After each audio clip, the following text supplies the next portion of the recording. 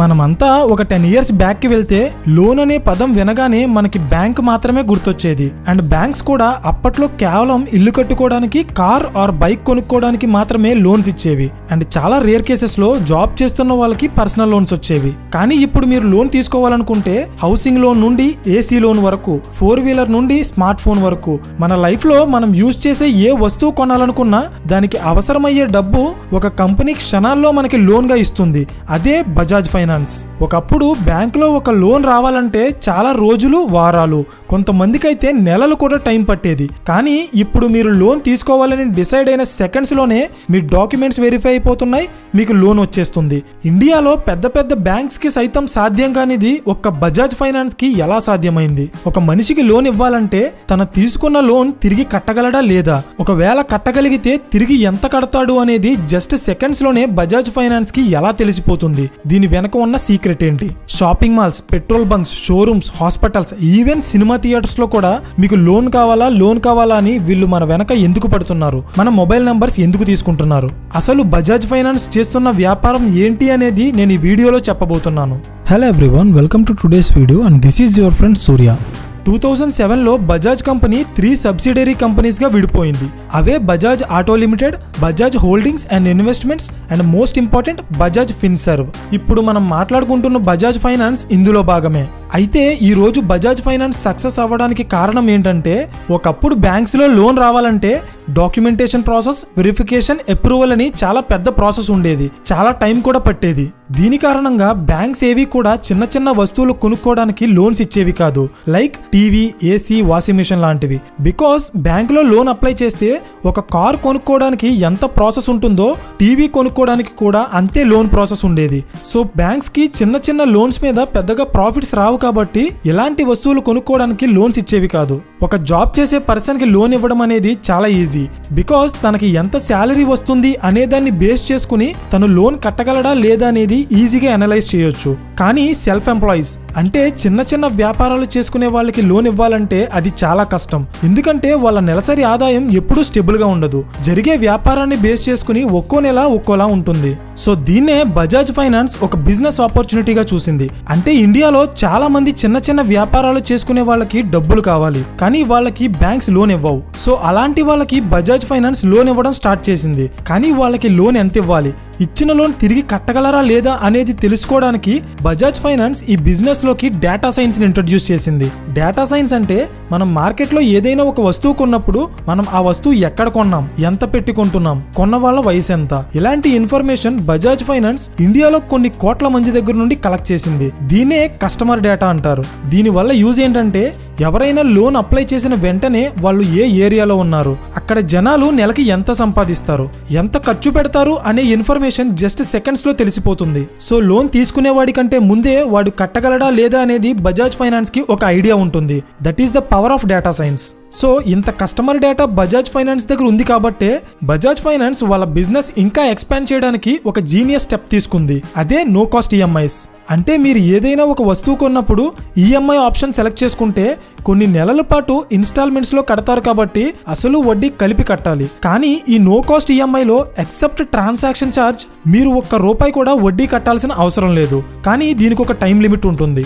ఈ no cost EMI option introduce చేయడం వల్లే బజాజ్ ఫైనాన్స్ ఈ రోజు కొన్ని వేల కోట్ల కంపెనీగా మారిందంటే మీరు నమ్ముతారా? ఇక్కడ మీకు ఒక డౌట్ రావచ్చు, నో కాస్ట్ ఈఎంఐలో బజాజ్ ఫైనాన్స్ కి అసలు లాభాలే రావు కదా, అలాంటిది నువ్వు దీని వల్లే కంపెనీ ఎదిగింది అని ఎలా చెప్తున్నావు అనే డౌట్ వచ్చిందా? ఇక్కడ లాజిక్ ఏంటంటే, ఈ వీడియో చూస్తున్న చాలా మంది బజాజ్ ఫైనాన్స్ ఈ రోజు ఈ స్థాయికి ఎదగడానికి కారణం మనందరి దగ్గర వడ్డీ రూపంలో వసూలు చేస్తున్న డబ్బులు అనుకుంటారు. ఒకవేళ మీరు అలా అనుకుంటే you are wrong. Bajaj finance కి ఈ డబ్బంతా వచ్చేది లోన్ తీసుకుని వస్తువులు కొనుక్కుంటున్న మన దగ్గర నుండి కాదు, ఆ వస్తువులు తయారు చేసి అమ్ముతున్న కంపెనీస్ దగ్గర నుండి. అర్థం కాలేదు కదా? అయితే ఈ ఎగ్జాంపుల్ గమనించండి. మీరు ఒక ఎలక్ట్రానిక్ షోరూమ్ కి వెళ్లి 50,000 బడ్జెట్ లో ఒక ఏసీ కొందామనుకున్నారు. ఆ షోరూమ్ లో మీరు అనుకున్న బడ్జెట్ కి శాంసంగ్ అండ్ బ్లూ స్టార్ ఏసీలు ఉన్నాయి. శాంసంగ్ ఏసీ తీసుకుంటే మీరు మొత్తం డబ్బు ఒకేసారి పే చేయాలి. కానీ Blue Star company Bajaj finance తో కొలాబరేట్ అయ్యి నో కాస్ట్ ఈఎంఐ ఫెసిలిటీ ఇస్తుంది. ఇప్పుడు మీరు ఏ కంపెనీ ఏసీ కొంటారు? Obviously Blue Star with no cost EMI, అవునా? ఎందుకంటే ఇక్కడ మీరు ఇమీడియట్ గా మొత్తం డబ్బులు కట్టాల్సిన అవసరం లేదు. అలాగే కట్టడానికి వడ్డీ లేకుండా మీకు ఎక్స్ట్రా టైం కూడా వస్తుంది. ఇక్కడ బజాజ్ ఫైనాన్స్ ఎలా లాభపడుతుందంటే, వాళ్ళు ఇచ్చే నో కాస్ట్ ఈఎంఐ ఆప్షన్ వల్ల శాంసంగ్ కంటే బ్లూ స్టార్ ఏసీలు ఎక్కువ మంది కొంటారు. సో దీని కారణంగా సేల్స్ పెరుగుతాయి, ఆ కంపెనీకి లాభాలు కూడా వస్తాయి. సో బ్లూ స్టార్ కంపెనీ ఇదంతా నో కాస్ట్ ఈఎంఐ వల్లే జరిగింది కాబట్టి అది ప్రొవైడ్ చేసిన బజాజ్ ఫైనాన్స్ కి ఆ ఏసీ మీద 5% డిస్కౌంట్ ఇస్తుంది. సింపుల్ గా చెప్పాలంటే మీరు ఒక 50,000 పెట్టి బజాజ్ ఫైనాన్స్ లో లోన్ తీసుకుని ఏసీ కొంటే దాని ప్రైస్ మీకు 50,000 పడినా అది బజాజ్ ఫైనాన్స్ కి 47,000 లేదా అంతకంటే తక్కువే పడుతుంది. ఇదే బజాజ్ ఫైనాన్స్ ఆడుతున్న గేమ్. ఒక ఎగ్జాంపుల్ కి మాత్రమే నేను 5% డిస్కౌంట్ అని చెప్పాను. రియాలిటీలో ఉన్న డిమాండ్ ని బేస్ చేసుకుని ఈ పర్సెంటేజ్ మారుతూ ఉంటుంది. సో ఈ ఒక్క సేల్స్ టాక్టిక్ యూజ్ చేసి ఆన్లైన్ అండ్ ఆఫ్లైన్ లో ప్రొడక్ట్స్ అమ్ముతున్న కొన్ని వేల కంపెనీలు బజాజ్ ఫైనాన్స్ తో కొలాబరేట్ అయ్యి EMI and no cost EMI options provide చేస్తున్నాయి. అందుకే ఈ రోజు కస్టమర్ డ్యూరబుల్ ప్రొడక్ట్స్ ఫైనాన్స్ చేసే సెగ్మెంట్ లో ఇండియాలోనే అతిపెద్ద కంపెనీగా బజాజ్ ఫైనాన్స్ ఎదిగింది. ఎలా అంటే ఒక షోరూమ్ లో రోజుకి 100 ప్రొడక్ట్స్ ఫైనాన్స్ జరిగితే అందులో 70 ప్రొడక్ట్స్ కి పైగా బజాజ్ ఫైనాన్సే లోన్ ఇస్తుంది. ఇక్కడ కస్టమర్ కి లోన్ ఇచ్చి బజాజ్ ఫైనాన్స్ రిస్క్ తీసుకుంటుంది కాబట్టి దానికి సమానమైన అమౌంట్ కంపెనీస్ వాళ్ళ ప్రొడక్ట్స్ లో డిస్కౌంట్ రూపంలో బజాజ్ ఫైనాన్స్ కి ఇస్తారు.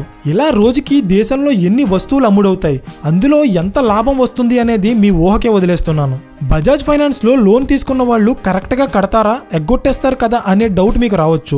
ఆ లోన్ ఇచ్చే ముందే బజాజ్ ఫైనాన్స్ డేటాబేస్ లో ఉన్న ఇన్ఫర్మేషన్ ప్రకారం ఆ కస్టమర్ పేయింగ్ కెపాసిటీ ఎంత లోన్ ఇస్తే తన తిరిగి కట్టగలడు అనేది ఈజీగా డిసైడ్ అయిపోతుంది. ఎందుకంటే ఇండియాలో ప్రతి banking and non banking organisations NPA non performing assets తో బాధపడుతుంటాయి. అంటే అప్పు తీసుకుని తిరిగి కట్టని వాళ్ళు. ఈ బాధ బజాజ్ ఫైనాన్స్ కి లేదని చెప్పలేం, కానీ మన బ్యాంక్స్ తో కంపేర్ చేస్తే చాలా తక్కువ ఉంది. అది కూడా జస్ట్ 1.5% మాత్రమే.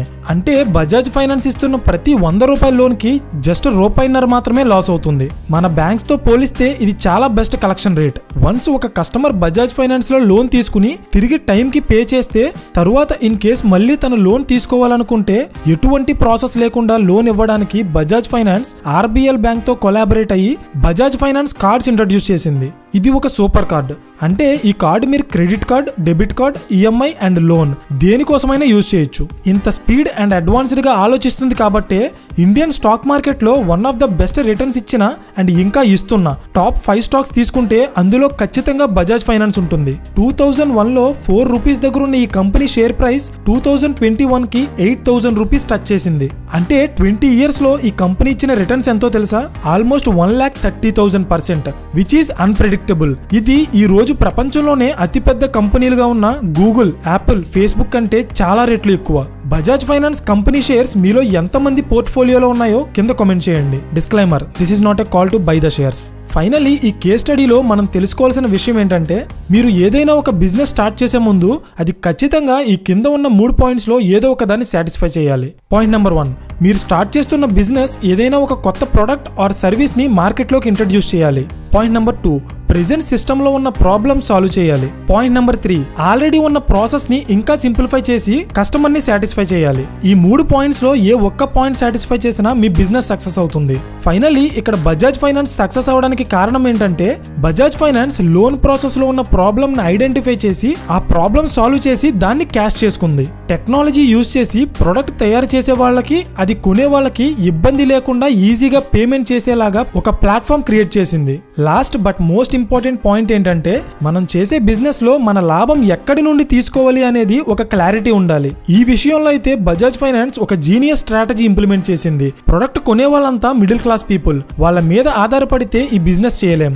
సో ప్రొడక్ట్ కొనే వాళ్ళ దగ్గర నుండి కాకుండా అది అమ్మే వాళ్ళ దగ్గర నుండి వాళ్ళ మాక్సిమం ప్రాఫిట్ మార్జిన్ క్రియేట్ చేసుకుంది, which is safe and stable. So that's it for today guys. ఈ వీడియోలో నేను నా ఒపీనియన్ చెప్పాను, మీరేమనుకుంటున్నారు అనేది కింద కామెంట్ చేయండి. ఈ వీడియో మీకు నచ్చితే లైక్ చేసి ఇలాంటి మరిన్ని క్వాలిటీ కాంటెంట్ కోసం ఛానల్ ని సబ్స్క్రైబ్ చేయండి. పక్కనే ఉన్న గంట సింబల్ ఆన్ చేస్తే మేము వీడియో అప్లోడ్ చేసిన వెంటనే మీకు ఇమీడియట్ నోటిఫికేషన్ వస్తుంది. So thank you for watching and I will see you in the next video. Till then, this is your friend Surya signing of.